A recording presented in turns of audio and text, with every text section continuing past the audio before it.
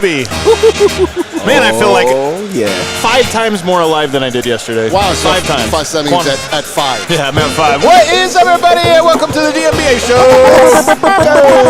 There it is. There's that energy I was looking for. I'm telling you, we are live right now from Circa Sportsbook and Casino, which is popping right now. It is popping. It is popping right now. The casino is popping. Why? There's a soccer game on. Who's playing?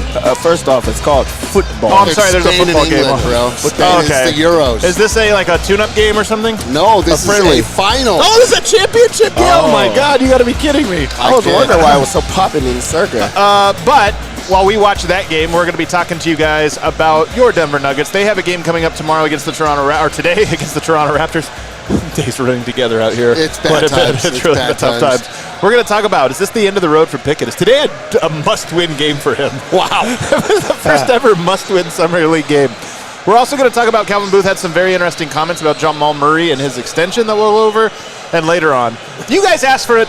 We always give the people what they want. They want some optimism. There's plenty of reason for optimism.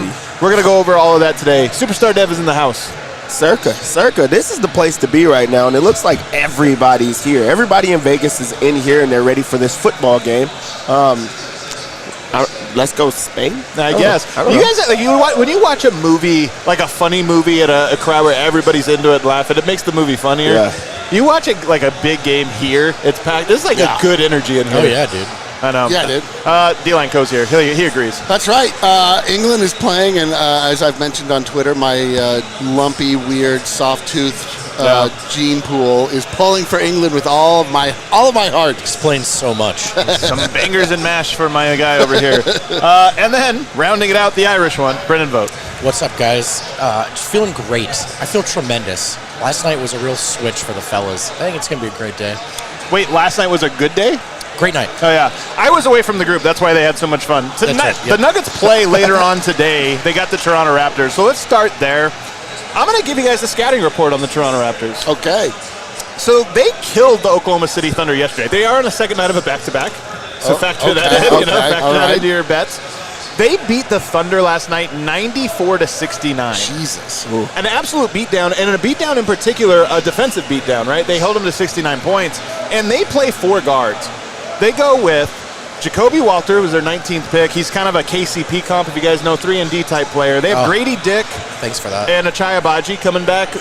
Guys that's veteran players. I don't know if they're playing tonight, but they're veteran players. And then they have Jamal Sheed, who's their second-year player, kind of a true point guard. So they run 4 guards, basically 6'4", 6'5", and under. And they apparently shoot threes and ran the Oklahoma City Thunder out the gym. Man, see, this is what I was expecting from our summer league squad. A bunch of savvy vets, second-year players that come in and just like mop the floor with actual summer league players. So far, hasn't been the case. Only one game. We'll see. Yeah, only one game. And it's also super early into summer league, second night of a back-to-back. So I think that they play. This might be their last game that those guys play, but you want to, first off, you don't really feel like you got a real tune-up because you just went and beat the other team to sleep. But now you have the opportunity to just say, hey, we got some chemistry going. We get to face off against another team that has some second-year players. So now I feel like this is their matchup for them. So I do think that this is a game that they'll really try in. Yeah. I mean, I think there's a lot of reasons to think they're really going to try because there's some desperate players as we're going to get to. But real quick, the second night of the back-to-back thing, I'm kind of joking, a little tongue-in-cheek, although guys are going hard out here, so maybe not. But here's the other thing. People don't know this. The Nuggets scrimmaged yesterday against Team China. The Chinese national team is out here, and they are scrimmaging some teams, and they splashed yesterday. So Denver's kind of on a back-to-back-to-back. That's a good point. Wow. Luckily, we're 3 games into a non-season, if that's the case. So I think everyone will be all right. But they didn't have a travel day, right? It did feel like it honestly. They went to China, actually. It was really a quick turnaround. The cool thing about that is that probably gives the opportunity to those guys that did not get to play, in that game. So I would expect, those very end of the bench guys to give China, an extra game. And then also an opportunity for them to, like, showcase themselves. So I really think that, I don't expect that Julian Strawther was playing in that game. Do we know how it went? I actually don't know how it went. Okay. I have nothing to report on it, only that it happened. Oh, man. Okay. But as we get into this one, so it is an interesting, one of the things that's kind of neat about Summer League is there are all these different matchups, the rosters out here are so nonsensical that you will get some teams that have 3 centers and then some teams that have 4 point guards. And tonight is a unique challenge. And Teams I think that have Grady Dick on them. some that have Grady Dick. Now, I don't know if Grady Dick and Ochai Agbaji are going to play. These guys are veteran players, so maybe they're out. I don't even know if Julian Straw, I texted someone, maybe we'll get a confirmation here shortly to find out. But nonetheless, to me, this game all comes down to Jalen Pickett. And I don't think I'm going too far to say that this does feel like a must-win game for him. And win is not the right word because, I mean, who cares if they win or lose, really. But he has to play well tonight. And he has a real challenge. You're talking about a Jacoby Walter who can play on ball, really good defensive player that can really test him. And then you're talking about a handful of other players that can all score or facilitate that he's going to have to guard. So I actually think that coming off of that bad performance last game, he's in the spotlight tonight and has a tough challenge, especially if he doesn't get Julian Strother as a weapon alongside of him. It weirdly feels like there's a lot of pressure in a second Summer League game for him, for some other guys involved, and that's not something you typically say this time of year. But yeah, he's gotta get something going, and I think it's not just about impressing the staff. I mean, at a certain point, we talked about this with Hunter. Confidence matters a lot, and Jalen Pickett had a really successful college career. And I'm sure he was very confident with the ball in his hands. Now it's been a year plus of things not necessarily going the way he wants it to go. At some point, that starts to eat at you. So there's pressure, and that's a strange thing to say for a second Summer League game, but we're looking for him to play well. Yeah, I think that it's really going to come down to approach, just because of the mindset that you have to go in. He's a point guard that really needs to run the offense, and you're playing in Summer League. So, like, I really already don't think that this is the setting for a player like Pickett, because I think that there's different strategies and ways that you have to play. Some people are going to pop. Like, I'm sure Imani Bates is going to go crazy in a game like this, type of setting. Trey Alexander fits that mode. Julian Strother, they can put up points in, like, such different ways. He has to go in a different angle. Like, you have to be a pass-first point guard. You have to run the offense. When they start switching on things, you have to be the one that gets them together and calms them down as a coach out there on the court. Because, like, at no point in his NBA career on the Nuggets is it going to be, hey, we need you to go out there and go get a bucket. Yeah, it's not going to be that. So he has to just go in with the mindset of, I'm a point guard, I'm going to run the offense and then, take care of the ball and play good defense. So I think that he needs to understand that and not go in with, I have to put up these big points and things like that. And then I think that it comes easy for him after that. Yeah, I mean, he just has to. The offense has to look like an offense. Right. Like there was no off. It was just like guys coming off of curls and shooting threes. Well, there was no offense. Here's the thing, because I've seen some crazy takes about what he is and is not good at. He has to get into the paint. That's what I mean. Like, he passes. He does things right, but there's no passing if you don't make the defense rotate. And last game, nobody was rotating. Yeah, that's what I mean. There was like no offense. It was just like when Moutier used to run the point and like he would bring the ball over the half-court line and just immediately pass it off, and then you're like, okay. Yeah, but I think that's the issue. That's what I want to see different. We talk about there not being an offense. It's Summer League and not running the. You're the point guard. You get them in the offense. Exactly. You run the play. You tell guys where they're supposed to be because these guys are going to listen to you as the guard out there on the floor. Yeah. So I really do think he needs to coordinate the offense and run it to that type of confidence. I want to see him take over in a game of not 20 points. I don't think that. I think it's more of like, hey, we are going to go as you go. So go out there and do those things. Well, let's put it this way: the Thunder were held to 69 points. You got to go better than that. Like, the Nuggets need to score tonight. And a lot of that falls on him. But let me put it incendiary here. Could Trey Alexander surpass Pickett today? A week ago, I would have said maybe that's a bit crazy. Yeah. I don't think so. Honestly, I don't. Look, I don't want to overdo this, but we watched Michael Malone watch Jalen Pickett.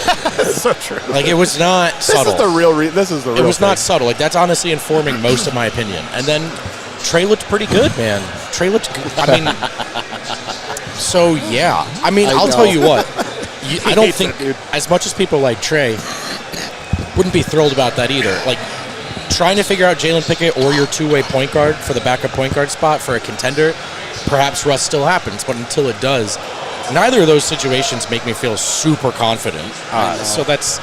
But yes, I do think Trey, weirdly enough, I think Trey and Pickett are in fact vying for some minutes and a slot here at Summer League. Dude, the craziest part is that, like, coming into this, we need a backup 1 and a backup 5. And our backup 5 tore his Achilles, or 4 or 5, and then our backup 1 is not, to this point, has not looked great. So Trey Alexander's amazing, but that's like not the player we're looking for. Like, we have a Julian Strawther, like, unless we're talking about him like becoming a point guard. It looks like Julian Strawther might become the backup 1 at this point. Like, it's like unreal. So at this point, like, I don't even know what we're scouting.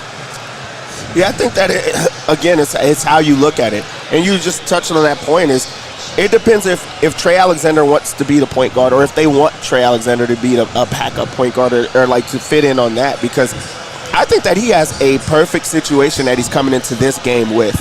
We already saw that he can score a little bit. You know, he can play a bit more of the 2, but also bring the ball down the court and then be able to create for himself. Yeah. In this game, if he goes in with, I already showed you guys I can score, now I'm going to facilitate, I think that gives him like the inside track. So if he goes into this game and says, yeah, I'm going to show that I can be a point guard, then that goes well. If not, he's like, all right, I'm going to just go to my natural instinct, and that is to take over. That is to score against a team that played very good defense. If he has a good game scoring, then I think that does put him a little bit over Pickett. So great spot. Is he actually signed to any sort? Is he a two-way? He's a two-way. Okay, Yep. he's a two-way. So there's two-way spots, and then there's one that's open still. Right. So there's still one opportunity. And today might go a ways to finding out if somebody can kind of get some momentum there. I'm going to go ahead and say no. I don't think it is that incendiary. What I will say is there's more of a chance for Pickett to lose the confidence of the full confidence of the team than there is for Trey to gain it. And like we already think that the Nuggets are going to be targeting another point guard. We've talked a lot about that. But nonetheless, I think that there's going to be 4 games that Pickett plays, maybe 5 that he plays here. He's 0 for 1. I think you got to have like 2 really good games or 3 good games. And you're 0 for 1, so if you go 0 for 2, it's like, all right, well, now you need every game to be great, to kind of make up for it. So I do think it's a big one. And Trey, I just think Denver looks at Trey like a true two-way. As if like he's like out of the picture, but if you end up going away from Pickett, he naturally moves up a spot. But I don't necessarily think he could like earn a spot or anything like that tonight. I just think it's more Pickett can lose something. Yeah, it's like for anybody here, it's just about leaving a lasting memory. An impression of what kind of player you are. Yeah, but a great spot for Jalen Pickett, really, because, I mean, as a two-way guy, like, it's about how do you overcome adversity. He's not going to have good games every single time. So, like, this is already a spot that he's been in. He's had to work all year long to go into the, the G League or just be a practice player and things like that. It didn't go good, well for him in game 1. He gets another opportunity to prove himself today. So I do think that, like, I think that Jalen Pickett could also win some people over. Like, hey, I had a bad game. I agree. I'm going to be able to showcase myself in a different way against a better team.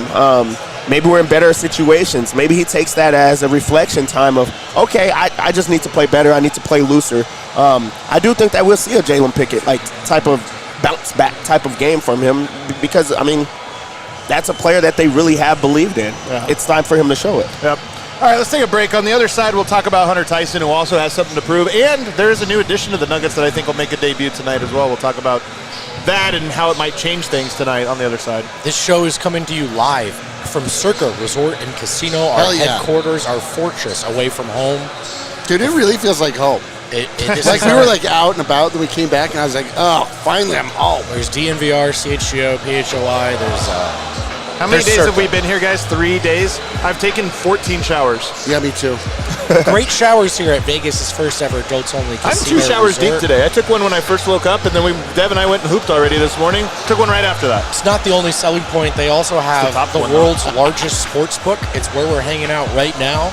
You hear some background noise behind us. The Euro Finals on. Got some baseball on. It's a great place to kick it if you're a sports fan. That's the whole idea. There's also a big casino, a big old swimming pool called Stadium Swim. We'll be going to you live from Stadium Swim in the coming days. And again, a resort with over 500 rooms with some kick-ass showers. Experience Stadium Swim and watch your favorite teams at Circa Resort and Casino. We can stamp it. And you got to believe it because we're here. We're here right now telling you what's up. Hell yeah. The only thing is if you're coming out to Vegas, do yourself a favor and bring those Shady Rays. Oh, man. Get ready for the season ahead with quality shades built to last. Our friends at Shady Rays have you covered with premium, polarized shades that won't break the bank. That's my favorite part. Maybe you lose your sunglasses. Maybe you break them. Maybe you just don't like them. You should do your shopping with Shady Rays. It's an independent sunglasses company offering a world-class product rated 5 stars by over 300,000 people. Durable frames, crystal clear optics, the perfect choice for all your Vegas adventures, baby. I wear Shady Rays whenever I have to leave this building. I try not to be honest, but I do. And if you don't love your shades, exchange them for a new pair, return, worry-free within 30 days, no risk when you shop. Exclusively for our listeners, Shady Rays is giving out their best deal of the season. Head to shadyrays.com. Use code DNVR. You'll get 35% off all polarized sunglasses. Again, try for yourself the shades rated 5 stars by over 300,000 people. It's funny us to have be in here because we got PHLY, CHGO, PHNX, and now us here. Look over right now at PHNX doing their show. Look exactly like us. Hey, guys. They're like Bizarro DNVR. Do you see it? Yeah, I do. Literally me, I'm Saul. You know, Espo. We got Flex with the glasses. Gerald. It's kind of funny. They're exact replicas over there. Hunter Tyson tonight might have to guard, so he's a big. Had a hard time guarding a big yesterday, or a bigger-bodied guy. If Grady Dick plays, I think that's the match. I was looking through it. I'm like, Grady Dick's not that tall. I think Hunter would have to match up. But look at this Jokic jersey in the house. Hell yeah. That's Molly. Oh, is it really? Yeah. Oh, that's incredible. Look at that. So that's Hunter Tyson could have a completely different challenge tonight. And he, like Pickett, although I think less extreme, this is also kind of a very important game for him. Molly. Oh, hey. That's Molly. No kidding. Both. We're live. Yeah, we're live. Oh, yeah. That's cool. What's Yeah. on your head? What is those lights on for? Are you guys hearing this cough? This is such a Vegas cough. Yeah, we hear that cough. Here, buddy. Listen to my voice. Oh, it's Yeah, rough. sorry to cut it off, but Yeah, I mean, with Hunter Tyson and the Grady Dick, like that is a great matchup. If you play well against Grady Dick, really, I think that you go into that and say like this is a prime spot for me to try to take over and to bounce back defensively. You don't want to get lit up for a second game. And then also, Hunter Tyson he made first team all Summer League last year. I know. So you already came in with that confidence. Again, same spot as Pickett.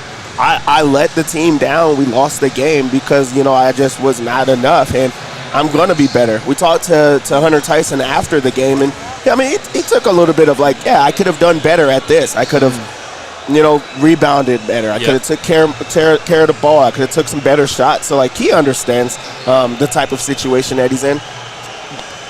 This is a spot for him. You're not going to get caught by surprise by Grady Dick. Jordan Miller, that can shock you, but not this one. Yeah, he didn't play horribly offensively. It's like, he's played better than he did. But if not for that absolute shellacking that was taken by him on the defensive side, I don't think it's going to be that difficult for him to rebound. Like, you could at least see it a little bit with Hunter Tyson. So I actually expect him to have a big game today. He was all Summer League last year. Yeah. This is not. It's him playing well is not out of reach. But, I mean, he probably is putting a little bit of pressure on himself here. Not in the same Pickett kind of way. But I don't think Hunter likes losing. And I think Hunter knows he got it handed to him in that first game. So now you're down a guy, vibes are low. What are you going to do?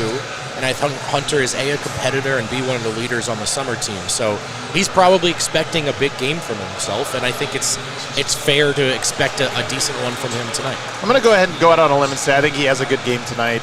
As much as it will be a very difficult defensive challenge for him, I think offensively he should have a little bit of size. This game will take on a different personality, and I think there's a real chance for him to have a nice bounce back. The Nuggets also got a big, and I am curious, like with Pickett, we talked about how hard it was with the switching scheme and this or that. Not something he's likely to encounter should he actually play for the real Nuggets ever, but they brought in a big, I think, to try to ensure that doesn't happen. And it is funny to think of a team that's really small, and Denver brings in a 6'11", 300-pound guy, like this monster-sized guy, to run the dribble handoff game. And I'm curious if that changes. Maybe it's a thing that they're so small they just switch everything. Mm-hmm. Does Denver handle it better? Maybe, maybe not. We'll see what happens there. One thing that happened that's probably more. So anything else on Summer League real quick? Any other thoughts of guys that you're kind of interested in? PJ Hall or anything you want to talk about? I think the PJ Hall. I think that he has to play a little bit more like a madman. Yeah. Like you want him to be a lot more energy, going out there, going all out. I mean, he got some rebounds, but you have to do it on the other end of the floor. And I expected more of that because that's what he was in college. So, yeah, I really do think that this is a game that he has to just take off the leash, like just go out there and just play hard and bring that type of energy because as a two-way guy, you have to. Like, that's what you're going to be. Yeah. Real quickly before we move on, who stood out to you guys in Summer League outside the Nuggets? I know we watched a handful of games. We haven't watched every single one, but is there a name that you think that you're like, hey, that guy's nice? Yeah, I mean, Devin and I got to catch 2 great performances. Terrence Shannon Jr. For Minnesota. A little bigger than I realized. You know, just some guys just look bigger than their measurements once you see them in person. Absolute bucket, not at all interested in passing, and I loved it. And then, Dev, I'll let you talk about this one, but I know we really enjoyed watching Reed Shepherd together, too. Yeah, I went in there with doubt. Like, he's one of those people that you're like, I don't get it. Why would a guy that small go number 3 overall? It's just how he looks, man. He has a boyish look to him. He does, man. He's a boy's cut. Oh, man, that man is a bucket. Yeah. He was going right at Dalton Connect, Bronny. Like, he's trash talking. He's confident with the ball. Like, he's one of those guys that it looks like he's been here for, like, this feels like his 3rd year. Like, it just comes so easy for him. The game is never sped up. He plays at his own pace as an undersized guard and just runs the offense. Like, he really did impress me. Of course, Terrence Shannon Jr. I really like Jalen Wilson. I was shocked that, like, that's a guy from, he's huge. He's massive. I did not know how big he was. And just a downhill attacker where he just kind of, like, did whatever he wanted. So, like, those guys right now, I'm excited to see who's going to play today. I want to see a little bit more. Yeah. You have a guy? Not really. I mean, I haven't spent a ton of time over there. I really just came over and saw the Nuggets and, what was it, Jordan Miller. Jordan Miller, the greatest player I've ever seen at any level. That's so funny. You know, Zach Edey was here earlier. He's a pretty massive guy. Yeah. A pretty sizable guy. It's like nice to just size him up. Yeah, dude. And he actually has done really well to this point. Like, it's seeming like it seemed like a huge reach in the draft, and now it seems like actually a very he deft seems like decision. like the best college player for the last 2 years. Yeah. How'd they see that? We're the scouts on that squad. It's also noteworthy. We didn't really talk about this yesterday, but Zeke Naji was here. I mean, Christian Brown, Peyton Watson, the young guys, Zeke Naji. Is there anybody else? Aaron Gordon. And Aaron Gordon, by the way, really nice to see him. No, he wasn't. Aaron Gordon, he was not there. Aaron Gordon wasn't here? There's a guy Peyton, that looks like him. Yeah, Peyton Watson. No way. Zeke Naji. Christian Brown. That was the trio. That was the trio. That's wild. Did you really think that was Aaron Gordon? I really did, but I also just didn't like it was one of those things where I looked and I was like, it's Aaron Gordon. Yeah. And I just stopped paying attention. Yeah, here's a... he dressed exactly like him, too. Breaking news. He dressed exactly like him, Breaking too. news, Peyton Watson has a friend that looks exactly like Aaron Gordon. That's hilarious. Once you get up closer, you're like, yeah, Really? that's not Aaron. But it was great to see the young guys out there. And then also, like, people were asking, like, where is everybody? That's all the guys. Yeah, everyone else is on the team. It's so funny, man. It's or kind of representing true. their team. Yeah, they represent so they can't be there. You know?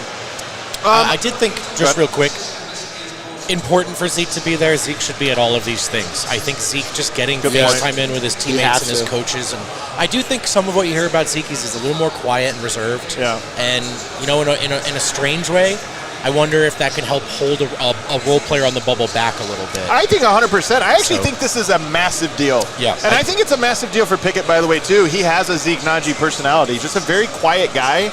And I think from the point guard position, it's even more important. But being around the NBA, man, the social dynamic part of it is actually, I mean, it's like life, I guess, but it's really important. Yes. And really, we talk about those two being like under the radar, quiet, not out there. Peyton Watson is the very opposite. 100%. People love him. People know him. I mean, he comes from Cali. The most famous person he comes from Cali and, you know, like a 5-star, so he's like known there. But people go out of their way for Peyton Watson. I think it's even bigger than Monte. I feel like Monte had a connection to everybody. People gravitate towards Peyton Watson. And that's just putting in that work and just being a little bit different and just a little bit more outspoken. So it is great to see like those different dynamics. Yeah. Well, I think you should speak on this, though, because it's like work. It's like anything else. It is. Well, yeah, I mean, particularly, like, I have a sort of a different perspective on all of this because like I'm not actually even going into like the social dynamics of the press and the social dynamics of the locker room, the locker, and like there's just these bizarre, especially with something that's so elite like the NBA, where there are so many steps and so many barriers in between the top level and the outside. I can only imagine what it's like if you're coming in. You know, you just see guys like walking around wearing their little backpacks and sort of looking around, waiting to see who they can dap up, and it's like it feels like you know, there's like a high school element to it. But it's the dynamics of a big social setting, and there's just so much culture involved in the NBA. So I do feel like there's like a weird pressure to be something more than just a basketball player. It's the Key and Peele, Barack Obama sketch, you know? It's literally that. The guys walk in, and some of them, it's like everybody, and then some guys walk in are looking for someone to shake a hand. Yeah, it's like it is such a bizarre thing. I mean, it is like a total club. Like you feel like you're either in or out. Yeah. All right, let's take a break. On the other side, Calvin Booth was interviewed on Sirius XM Radio, and it was asked about Jamal Murray's contract. Interesting comments he had. We'll talk about that on the other side. Hey, stay tuned, guys. Adam, plus optimism. Hey, finally. Also in next segment. Adam, what's one of your favorite sounds in the world? It's Red Hawk Roofing. Man, it's the sound of a Red Hawk, the sound of the fellas on your roof. Denver's best roofers have joined the DNVR team. Quality materials, decades of experience, quick response time. Colorado's best estimators and contractors.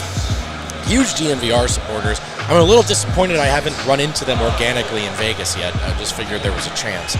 Free no-obligation roof and property inspections. Free in-depth photo reports for all inspections. They weren't at the Spearmint Rhino? That's where they'd find you. They will give you a free upgrade to a hail impact-resistant shingle. You know, you're almost never really safe from here in Colorado. Make sure your roof is good to go. Supporting your local teams also means supporting local businesses like Red Hawk Roofing. If you're looking for a new roof over your home or business, be sure to check out Red Hawk Roofing at redhawkroofing.com or call 720-771-8921 and tell them that the old guys at DNVR sent you. The old fellas. And hey, life is hard, and sometimes we feel inclined to go through it on our own.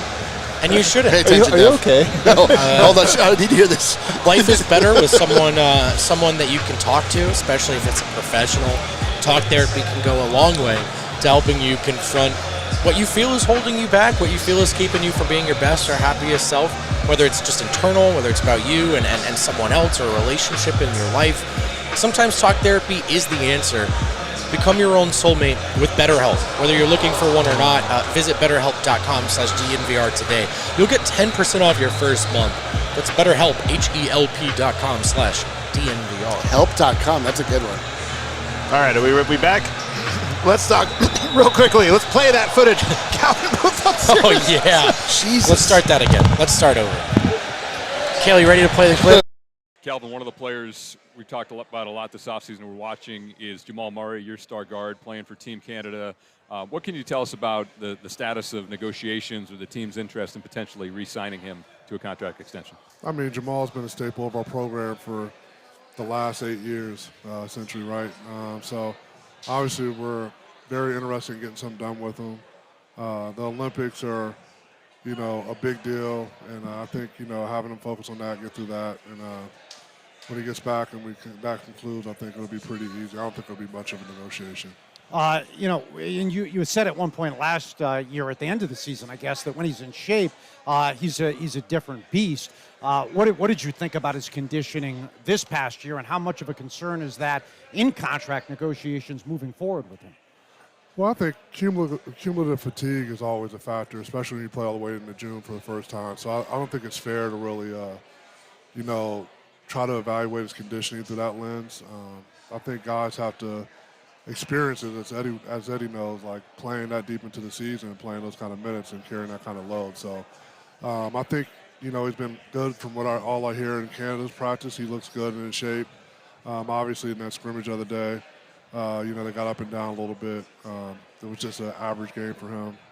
But I think he'll show up in the Olympics like he always does. Is it just from the team's perspective? Is it a full max where you just throw it at him, or is there have to be negotiations where it's just not that straightforward?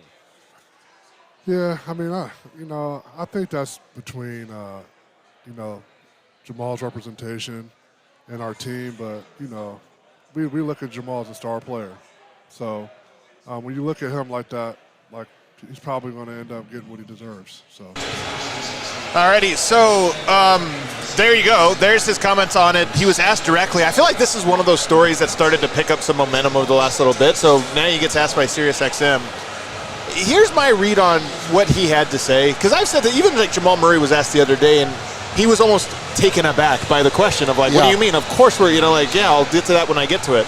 I honestly think that's it. I mean, I'm talking to people around the organization, you know, the feeling around the team is just that everyone needed space. Not anything bad, but everyone feels the way Nuggets fans feel about the end of the year, where it's I like, could use a little space. Yeah, I don't want to sit in that for a while. Let everybody go their separate directions, and we'll come back. But that being said, I still am under the assumption that I do think that this will be a little bit less straightforward. And I think not in terms of will Murray sign it or not, but I do think the Nuggets are going to try to put some language in there that is like, hey, just send a small message, you know, some kind of, you know, if this, then that type of clause in there. That's nothing crazy, nothing offensive, but hey, we want you to have skin in the game as well.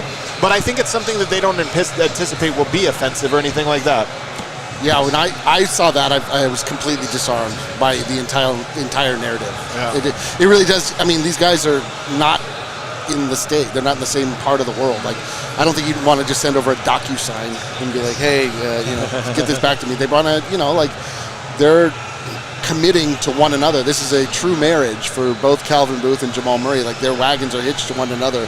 So it's not a terrible thing to get a prenup before you get a marriage. It's not the worst thing in the world. But it's like a small prenup, you know? Yeah, it's like dude, a small one. But it's just like, at least like, hey man, like, we're gonna split this 50-50. We're gonna give you everything you want, but like, we just gotta put a little bit in here, you know? Like, and we're not putting a ring. You know, we don't want to put a ring on it until we know you don't tear something.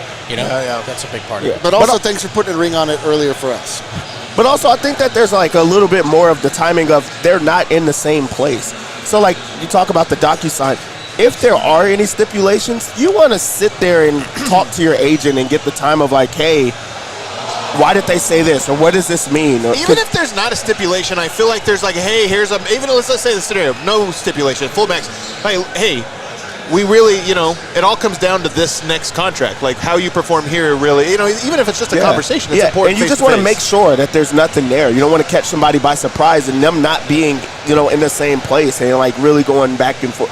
His focus is on Canada, like, so I think that it is more of that type of timing of just not wanting to make that type of mistake. And also, the thing is with Cal is he's not a poker player. Like, he does not, you know, he's not coy. He's straight up, he's very, very blunt about what it is that he wants. So the fact that first, I think that they went at him. Like, they didn't go around it. He got asked about it twice.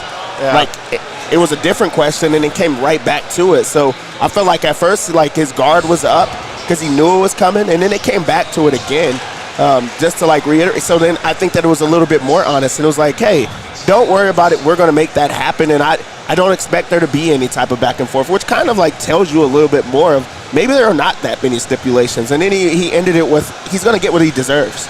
Right. Yeah. So like, which I thought was interesting phrasing, by the way. That's what I say when I'm talking about something bad that's going to happen. But it's also pretty amazing. He's going to get what he deserves one day, I feel. One of these days he'll get what he deserves. I'm like, have fun tonight. I hope you get what you deserve. Yeah, but you can't say that and then you see that number. You're like, hold on, this is not what I deserve. This is not. So like him saying that is like he knows what's coming. Yeah. What do you think of this Jalen Brunson deal? Do you see this? He's leaving like over $100 million on the table. He's getting to play in his city in New York with all of his friends, his teammates. So he's kind of getting everything. Yeah. But unprecedented deal. Signs a contract that leaves a lot of money on the table, and he leaves it on the table because he wants them to win a title, and he wants them to, you know, this helps them. He's helping the team. He's taking a little discount.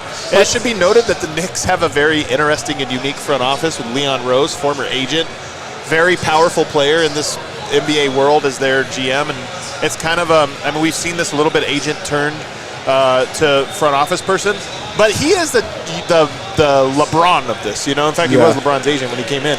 He is a little bit of a different power player. So one, he might have found a way to get him to take a little bit less money, and maybe there's some under the table stuff. But my big question to you is, it's unprecedented for a player to do that.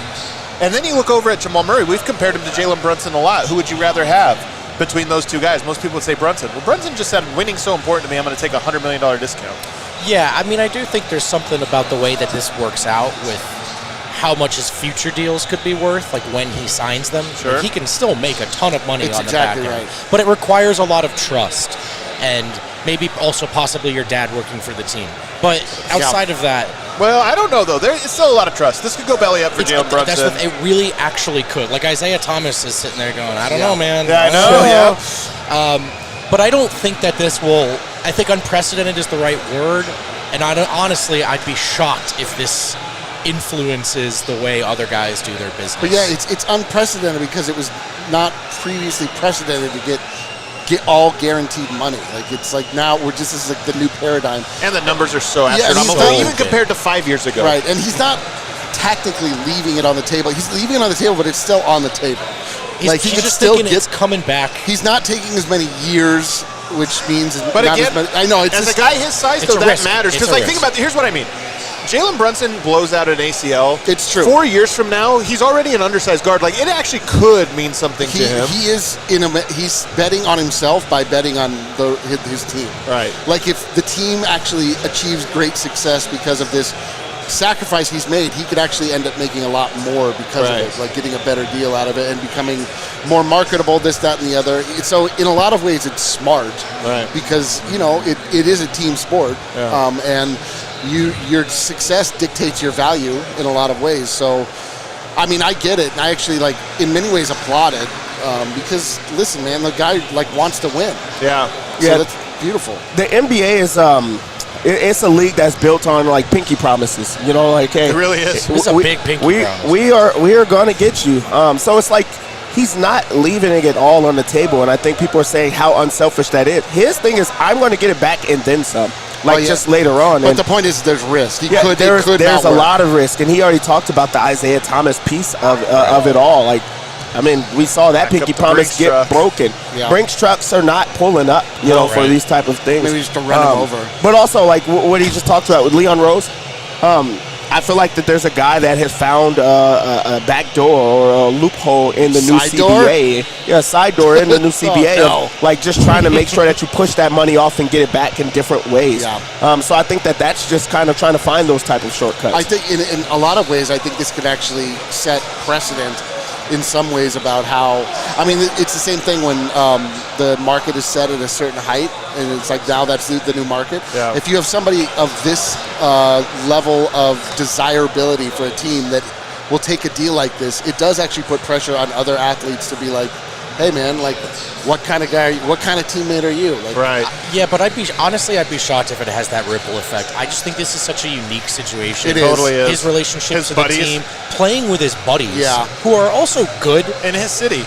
And I've seen some people be like, wow, taking a pay cut just to be the 5th seed. I mean, the Knicks, if they were healthier, were in the conference finals last year. They're not. Dude, the Knicks are good. Are they my favorite to win the title? Not at all. But should they view themselves in the parity era as close and should be going for it? Dude, I think don't know. so. I think they might be there. So, I think, again, and then also the players' union, which I have to think, I don't think guys are going to be encouraged to keep doing this, No, that's the other side, the players' union. It's just this is like a nonstop game of cat and mouse in a sense. It's just labor versus management, and you never want labor to give any kind of leeway because then management will take and not give back. Yeah. But I mean, James Dolan has given so much back to the Knicks organization. That's exactly so for him to get a break.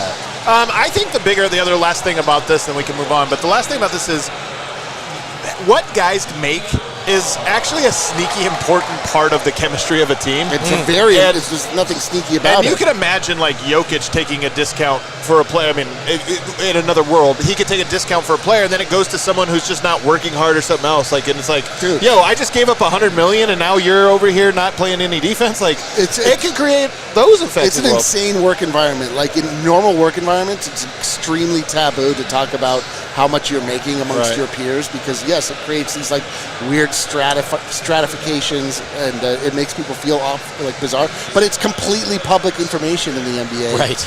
And everybody knows everything, and it puts a internal ranking system on how the.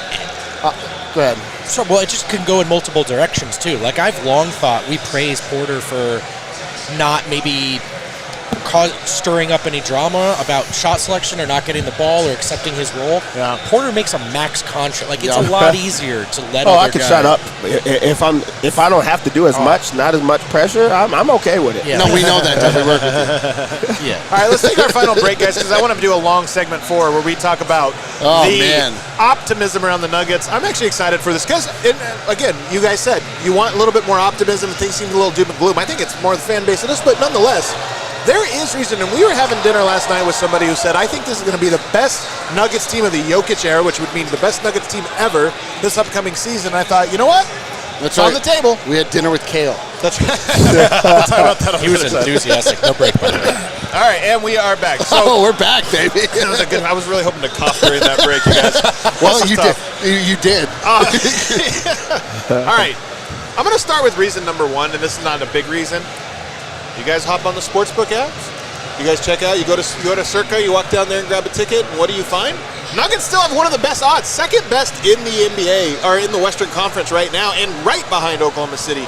I'm telling you, this is not a crazy thing. The sportsbooks know it's not a perfect science, but if things were as dire as the comment section, Twitter, and everything else was, you would think the Nuggets were like the 6th best odds in the Western Conference. Nope, they're right there with the favorites. There's nothing scientific about sportsbook odds except for that they look at this through a lens of zero emotional connection. Right. And so they do not feel the emotional swings that the Nuggets fans are feeling.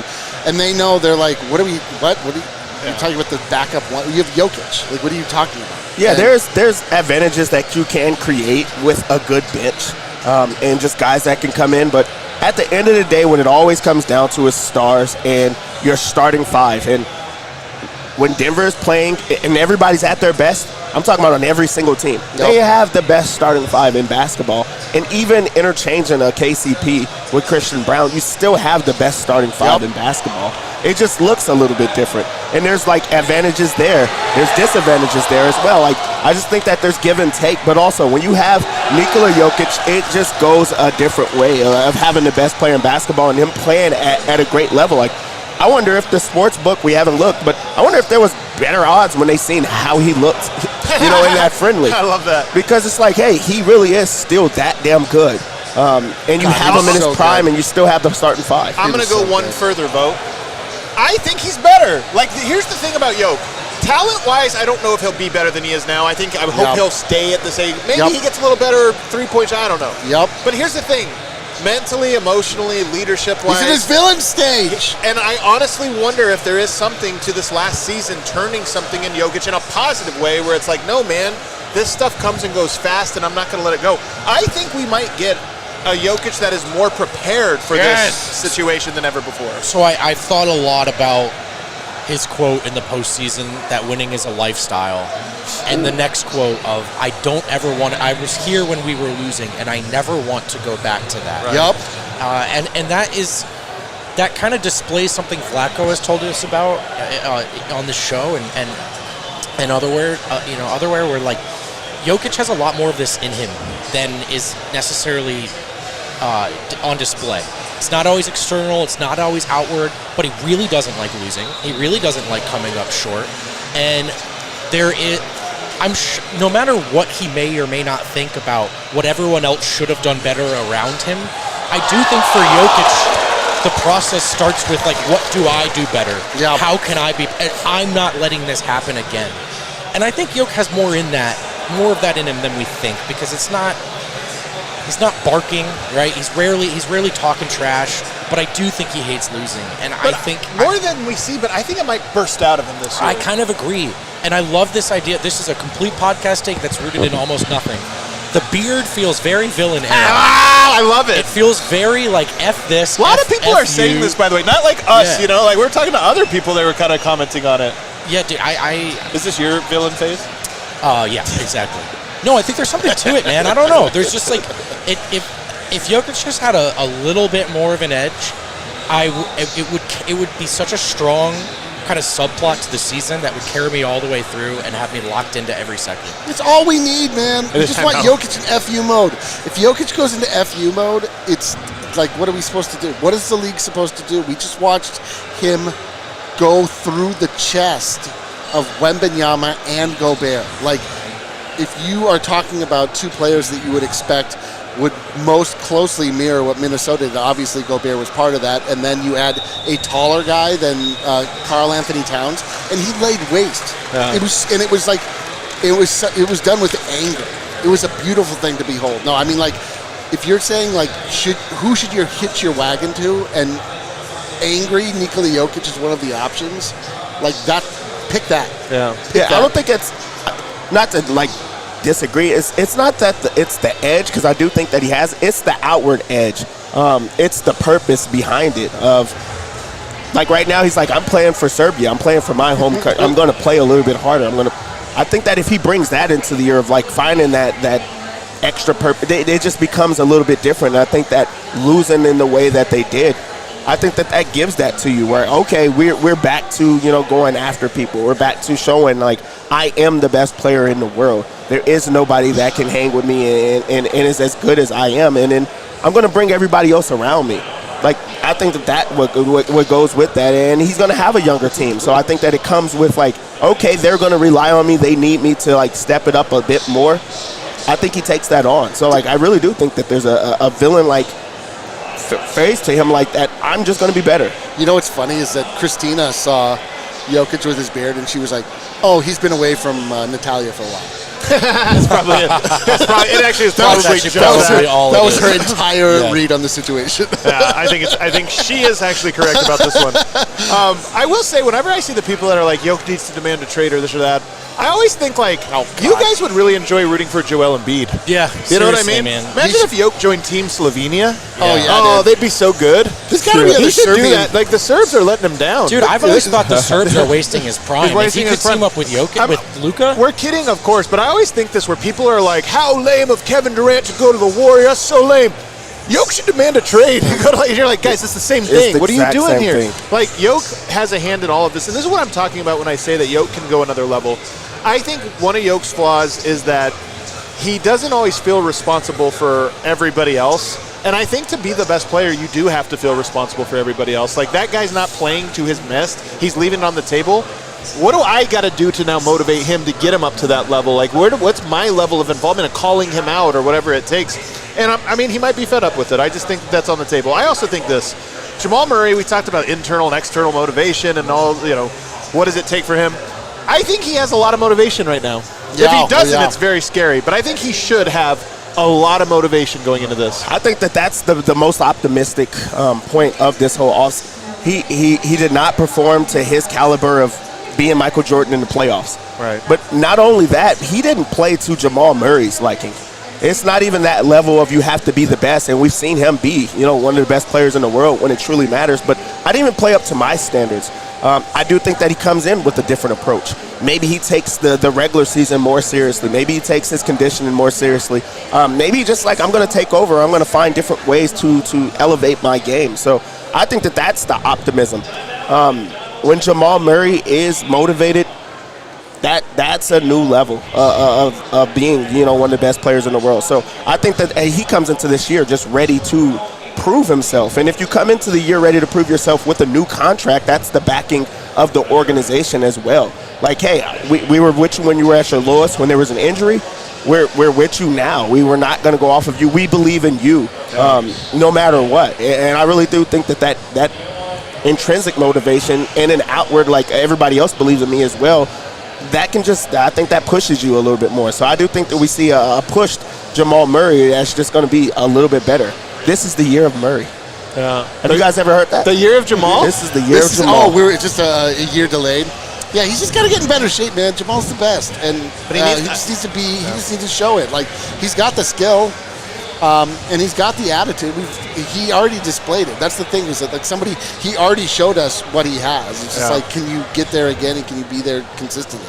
I've got one more for you guys, but before I tell you what it is that makes me optimistic, I want to remind you that we do have this giveaway If you want to come to Circus Sports, we're doing a giveaway where not only do you come here and get to have a room, all that, a great shower, you get that. Shower You time, also get a baby. flight here. And what do you need to do? Well, you need to go to the DNVR bar on July 21st and watch a live show for the DNVR Broncos squad. They're kicking off the season. You can win. There's 3 different raffles during that. Or you could also come to our NCAA 25 tournament, which drops here in one day. But they'll be doing a tournament, and if you win that tournament, which is fun, you get to go to the bar and play college You're football going to game. watch RK do the Shador to you in real life. You could while you beat him down, because that seems terrible. You can do that, and you will also. That's how you can also win this incredible package. So 4 round-trip packages to Las Vegas to stay here at Circa Resorts. Check it out on the DNVR.com events page. All right, the last one for me is, I think the starters are going to be as good as last year. I'm on record in saying this. The bar for being better as a bench is really low. Very low. I think Saric is really good. I think Peyton Watson is really good. I think there is a big question at point guard, but you know what? I'm starting to look at this and I go, disaster potential? Disaster potential is, are they going to be as bad as they've been for the last 3 years? Maybe, but maybe not. I don't think they'll be worse, and there's a good chance that Dario Saric is just in the perfect spot for him. So this is number one reason for me, optimism. They're going to be way better. This is assuming that they add Russell Westbrook.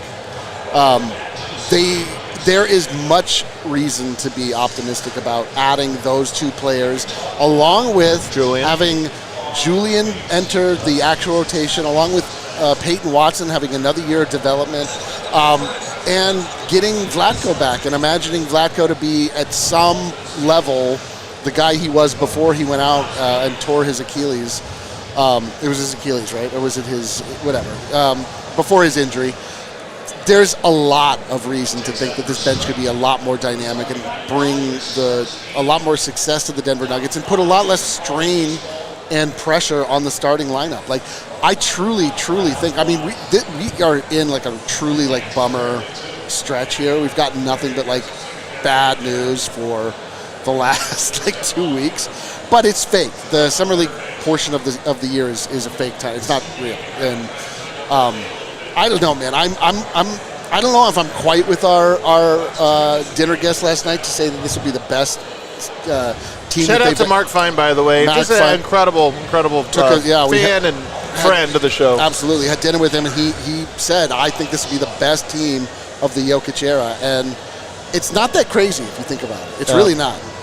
The bench.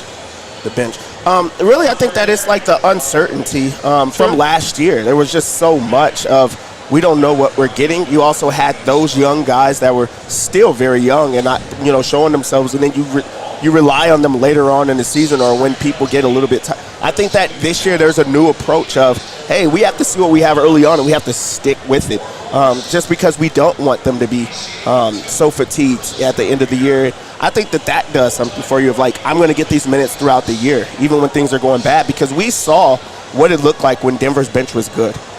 That's what it was. When Reggie Jackson was playing well, or if they had just had one other guy on that, second unit to get them going or just stay even, you have the best starting 5 in basketball. So I think when you bring in these guys, and then you have the younger guys that are a year older and a year removed from like just not having that uncertainty, I think that you get better. You're going to have Peyton Watson off that bench. Julian Strawther, if he can step into that role and stay healthy throughout the year. Great. Dario Saric, who has proven himself when he's healthy. He's a really good basketball player. So you're bringing in different. You have, the young guys that are stepping up, and now that becomes different. I think that it is just a little bit of cohesion and just a year of that. So I do think that this has the makings of being able to have, success. You can have a good second unit team, and then there's not so much of like the staggering. There's not so much of like, we have to have a starter come in and play, super well to try to save this unit, and maybe you get to rest. That's the hope. Yeah, I don't know if I'll say best one of the Jokic era, but I think they can be maybe better than last year. Or, see, last year they won 57 games. I mean, get to the finish line with more left in the tank than last year, and part of that is That's all it takes. I actually can buy the bench being better without. I mean, I know we're doing a vibes segment, but that one feels easy to say. On the table, very easy. It feels on the table. I think your framing is right. The bar was pretty low and has been pretty low for a couple of years. Dario Saric being any better than Zeke Naji or end of the road DeAndre Jordan is likely. Peyton Watson looking much better is on the table. So the bench I can believe in. All right, we got to wrap up here because Circa is going to need these tables here for the second half of this soccer game. Man. You guys never believe the score of the soccer game so far? Well, hold on. We're broadcasting now. The score currently is 0-0. We're waiting for it to ultimately end 1-1 and decided by penalties. Kale, what do we got super chats? Let's see here. Did you send them to us in the chat? Is that what he's trying to say? Cedric Exquisite. I'm just read what I see here. The GOAT super chatter is here. Me. This seems like a threat. Is Rocky any good? I got questions when you guys wrap up. Hope you guys can help. P.S. What are plans to trade Zeke? They're not. There's no plan. They need him now. The thing about a trade is that somebody has to be on the other side and say, yes, I want to give you something for Zeke, which seems a little bit less unlikely. Cedric also says, on the way. Wish Wind was here. What's up, Eric? How's gambling? I'm down $20. There you go. I'm a big, boys. I'm a big. I can't wait to be down tonight. Sed's on the way. Like, I have a question. I mean, hit me up on Twitter. No, he's definitely here. He's here. Oh, he's in the area. He could be anywhere. By the way, late report. I believe Julian is playing tonight. There you go. Just got the update. Everybody, hit that like button on the way out. We'll see you tomorrow. We all silly like the